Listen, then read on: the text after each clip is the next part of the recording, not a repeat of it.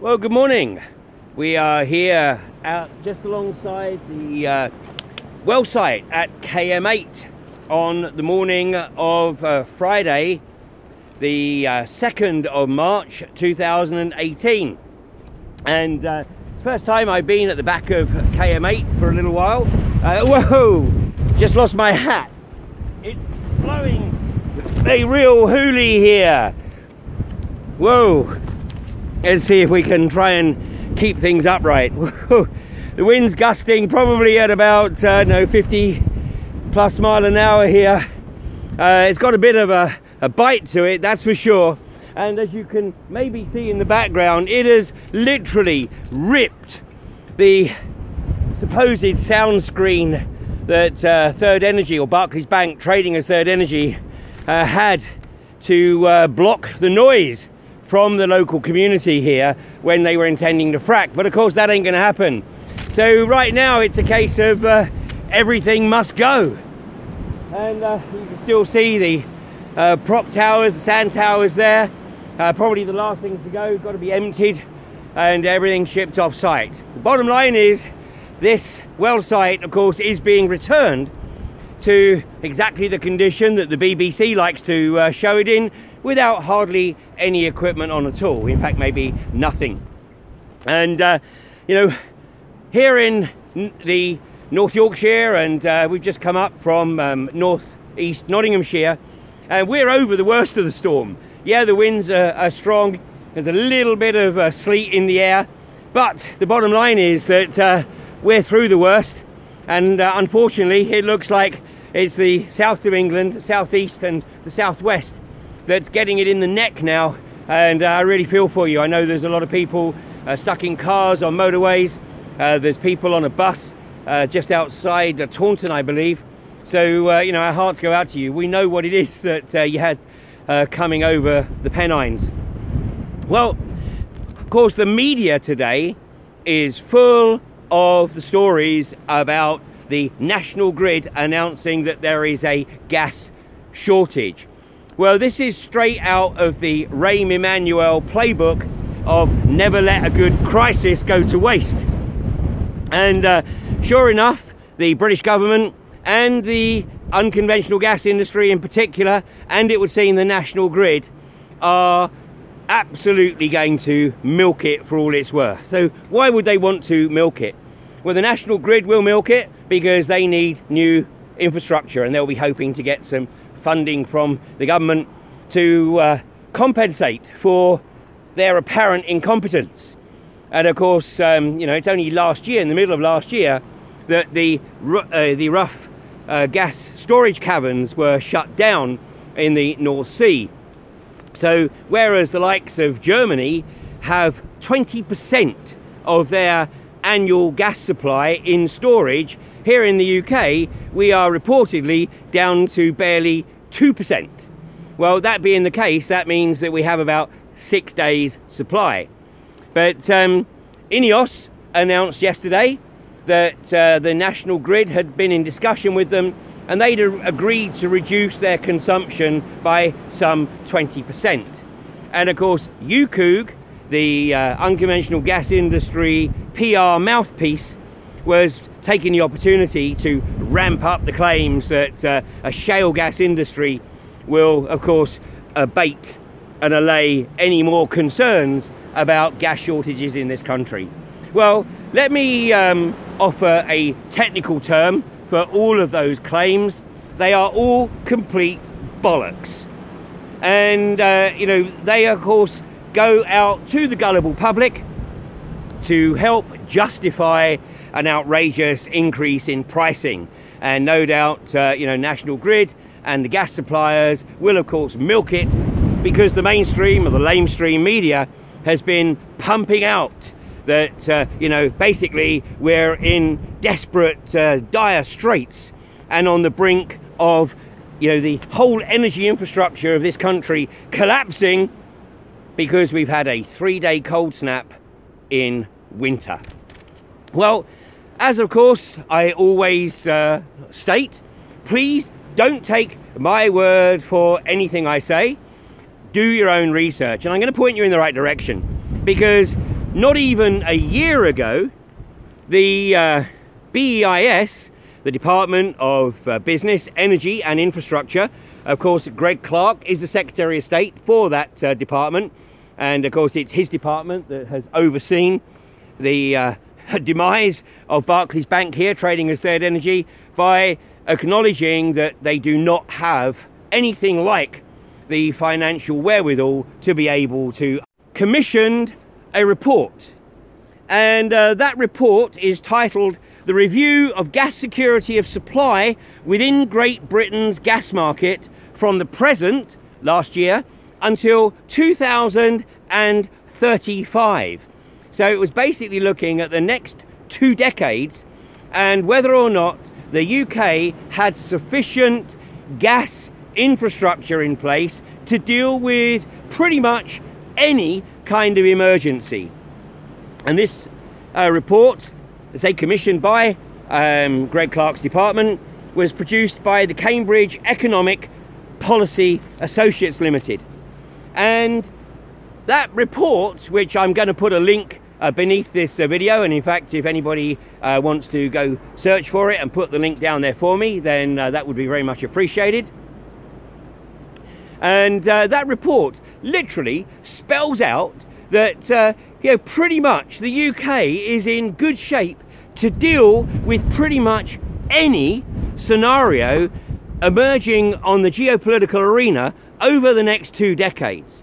The only caveat was that basically, obviously, in some circumstances, gas may be available at a higher price. So it was making the point that if the British industry and the British public want to keep using supplies of gas in a period where of serious geopolitical instability, then it would have to pay for it.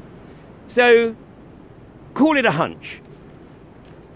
But here we are, just 3 days into a cold snap in winter, and the media and the national grid are bleating that you know, the country's on the brink of collapse, milking it for all it's worth. So here's the deal: either the strategists and the leadership team at the national grid are incompetent and incapable of planning for a seasonal spell of weather. Okay, we might have got off light you know, for a few years, but it's not that long ago, was it? What, 2009 to 2010? You know, the country was in the grip of a similar cold snap. And of course, I mean, you know, we go back to 1962-63. That was a serious cold snap. And by the way, back then the country didn't shut down. I still went to school every single day. And by the way, we walked to school back then. So this is a total political construct aimed at the gullible masses. And of course, it's not the first time that the politicians have done this. You know, I have been calling the myth of peak oil for well over 15 years now. And in fact, there's a presentation I have online, which was produced over 11 years ago now, called Peak Oil, Myth or Reality. But in that presentation, I talk about the situation in 1974, where in the UK, we supposedly went, well, we went on to a 3-day week. Basically, the government, this was Ted Heath's government at the time, were telling the country that we were running out of oil due to the country's support for Israel in the Middle East war. And this was the retaliation by OPEC for the UK's support of Israel. And therefore, the OPEC countries were withholding oil supplies. Complete tosh. The reality was that Henry Kissinger did a deal with Sheikh Yamani, who was head of OPEC at the time, the OPEC General Secretary, and the OPEC countries. And the deal was this: to use the opportunity of the Middle East war for the Arab nations to hike the price of oil by 400%. And the only caveat was that from that point forward, oil would need to be traded in US dollars. Now, to help the British public understand that they were going to have to pay a significant amount of money more for fuel, and especially at the pumps, the oil tankers were deliberately held offshore to restrict the supply of oil into the country. And the government issued petrol coupons to every registered keeper of a vehicle. Now, those petrol coupons were never used, but it was a psychological operation to get the message through to the British public that those nasty Arabs had hiked the price of oil and you're going to have to pay more. Now, once again, don't take my word for it, because it's all spelled out line by line in Sheikh Kimani's autobiography, who spells out the role of Henry Kissinger and the duplicity of Henry Kissinger. And obviously it's much deeper than that, because it's related to the US coming off the gold standard on August the 15th, 1971, and the US dollar effectively becoming a fiat currency. But all that for another time. There are other presentations on my YouTube channel, which if anybody's really interested in, they can pursue that line of inquiry. But the important thing for today is not to be suckered by the political construct of the UK having a gas shortage. This is, like I said, straight out of the Rahm Emanuel playbook. Never let a good crisis go to waste. And neither the industry, their PR merchants, or the government are going to pass up on this, what they see as a golden opportunity. But it's yet another opportunity for the independent thinker to come to the realization that your government lies to you at the drop of a hat.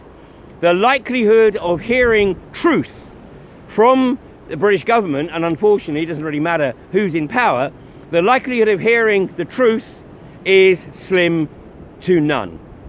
So obviously, you know, it's winter, and you know, we've got 3 days of snow, but the melt's on its way already. And in fact, next week this part of North Yorkshire is probably going to be a sea of mud as the snow starts to melt.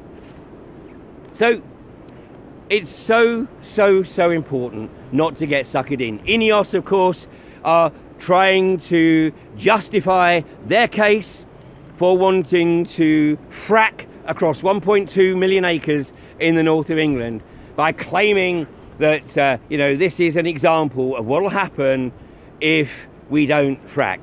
And they're going to have to reduce their manufacturing capacity, which probably isn't a bad thing, considering that a big chunk of their manufacturing capacity is plastics.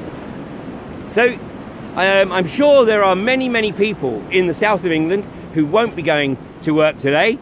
The roads actually up here in the north of England, where probably they're a little bit more used to this kind of weather, but the main roads are clear. It was an easy run up from North Nottinghamshire. A number of vehicles in ditches who obviously didn't heed the advice and stay off the road over the last couple of days. We, of course, hunkered down on the camp at Missing Springs, and really today's the first day that we have ventured out. And you know, it's the last few days of Barclays Bank trading here as Third Energy. And you know, I've said it before and I'm going to say it again, everybody who contributed to the campaign here in Rydale deserves to take a moment and pat themselves on the back.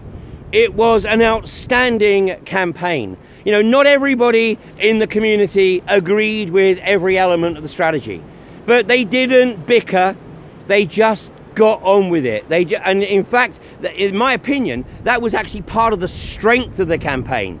The fact that it was multi-pronged, and neither the industry nor the government, and certainly not Barclays Bank, knew what was coming next and from what quarter. And thank you so much to all the people who participated in the Tagger Barclays campaign. And that campaign must not end, because let's not forget that Barclays are holding a significant chunk of INEOS debt. And you know, over in Lancashire, I don't know, you know, it's up to the community there obviously to do what they feel is appropriate, But right now, Centrica is a sitting duck. So get after Centrica.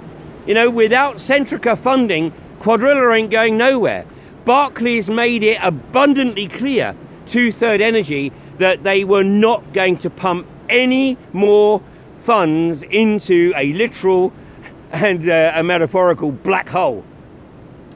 And so, having pulled the plug on Third Energy, Greg Clark really had no choice except to face up to the reality that the company really just not fit for purpose, period. And he knows, Greg Clark knows fine well that actually that's a decision that he should have probably taken some months previous. And no doubt, and I hope, that Greg Clark is savvy enough to start looking at the finances of all the other cowboy outfits who claim that, you know, basically they have the competence and the finances to be able to frack. Because in reality, Greg, once you scratch beneath the surface, they don't.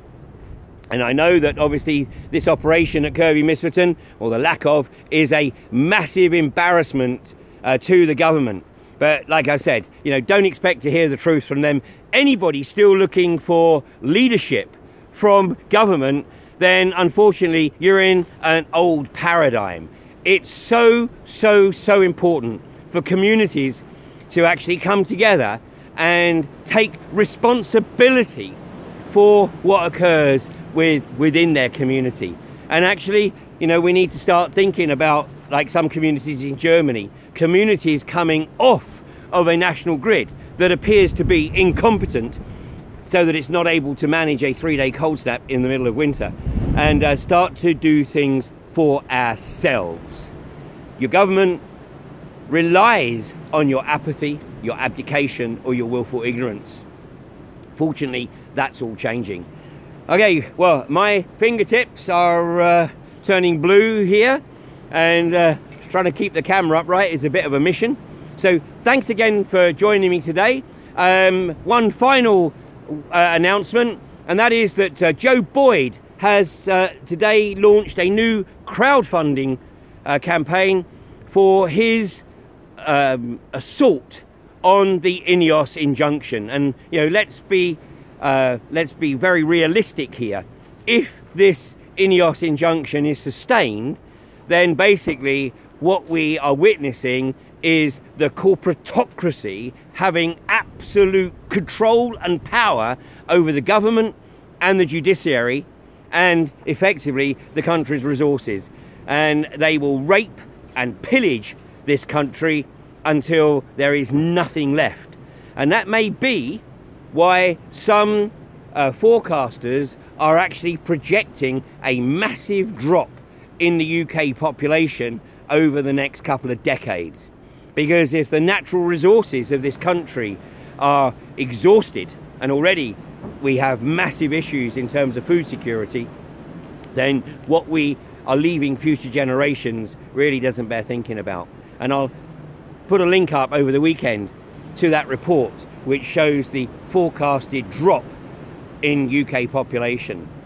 So do your own research, have a great weekend, stay warm, and I'll be back on Monday morning at 8:30.